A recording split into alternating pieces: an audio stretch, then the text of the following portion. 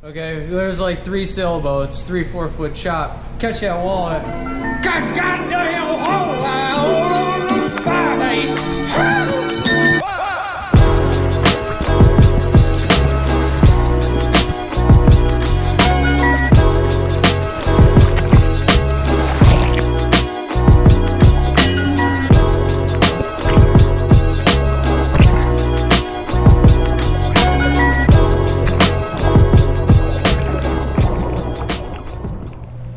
Hey, Justin here, and I have another Lake St. Clair fishing report for you. You see him? Oh, Jesus Christ! Look at the size of that thing. Get the hell off of me. That thing's massive. Wow. Wow. For you bluegill guys, they are going good. I got some reports of a few of the northern canals doing very well on some hand-sized gills. The backwaters and canals that I have been talking about the last few weeks are still producing. The high water this season is really making those areas remain productive all summer long.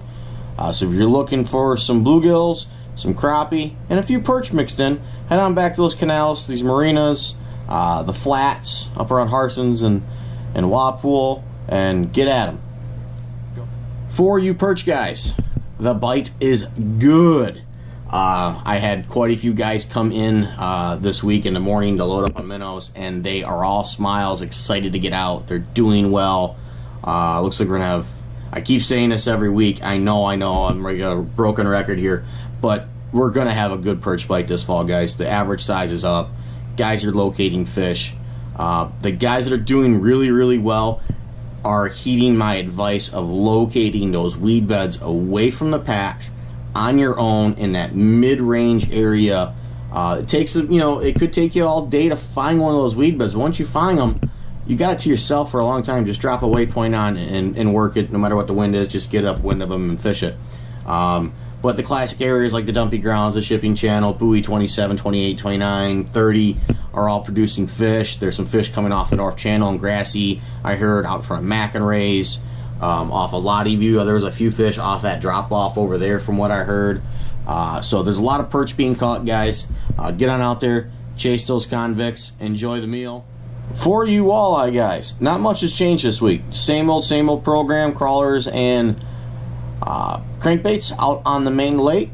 Most guys are drifting towards the chipping channel of where they're fishing, but there is some fish still off the main weed line along the mile roads and from Metro and Clinton River, in that 10 to 14 foot of water. There's still a few being caught there, and then also out in 18 and 22, 23 feet of water. They've been picking up fish there.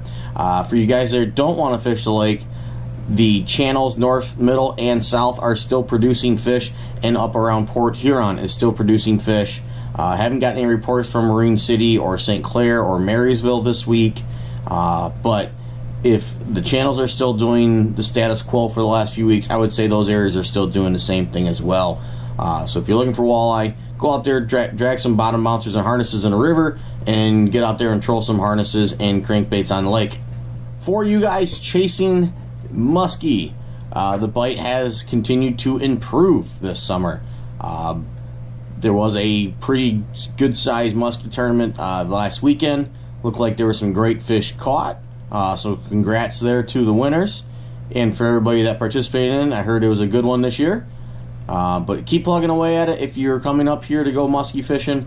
The casters are picking up a few more fish. Trolling is still the name of the game for numbers. Body baits and bucktails, as always. Casters definitely work those plastics. Don't be afraid to go up into the St. Clair River and fish from Algonac down through the channel systems. There is some muskie to be had there, and some very nice trophy northern pike. For you bass guys, I know I've been pretty much preaching swim baits, drop shots, spy baits, and cranks, and that is going to continue on this week. But more and more as pressure gets built up, or if we have high pressure systems and bluebird days come through, that spy bait will become more and more key as we get in the summer on those hard bite days. So if you've never fished a spy bait, definitely take the time to practice it. It does have a little bit of learning curve, but it's a phenomenal technique for big fish. Not everybody's going to gravitate to it and get it right away. If you have any questions, come on into the shop, talk to me, John, or Mike. We'll be happy to walk you through some of the basics, give you some tips of ways to help you get proficient in spy baiting. But on those days when those fish are really aggressive, your tubes and your drop shots are going to be your money baits.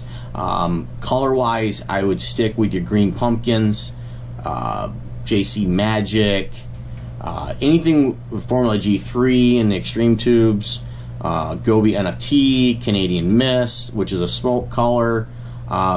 Make sure you have plenty of those, but also have one or two oddball bright colors. If you caught the Elite event, you actually seen that Kevin was actually using Chartreuse Glimmer, which is actually a really good color out here as well, not just on the St. Clair River or the St. Lawrence River. So have one or two oddballs like Morning Dawn or Chartreuse Glimmer, something bright like that, with you as well, just to kind of fire up those smallies. Sometimes you can get them angry enough to hit for you.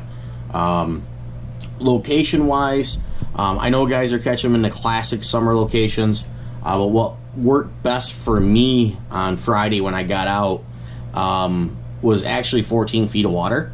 I have an area that's got some weeds and some good current moving through those areas, and it positions those fish in a way that they basically congregates them.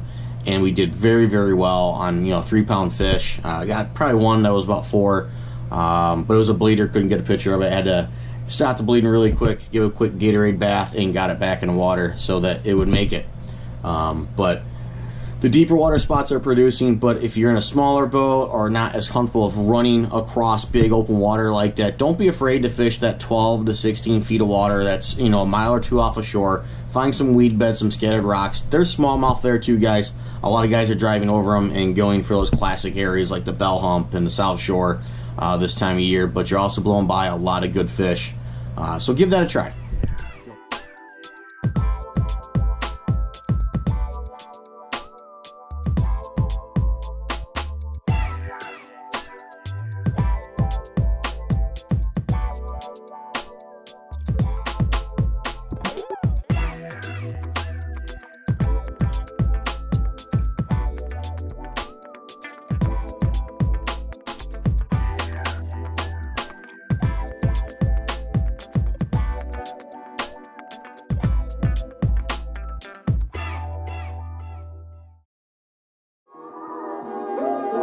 Thanks for watching. Thanks for listening.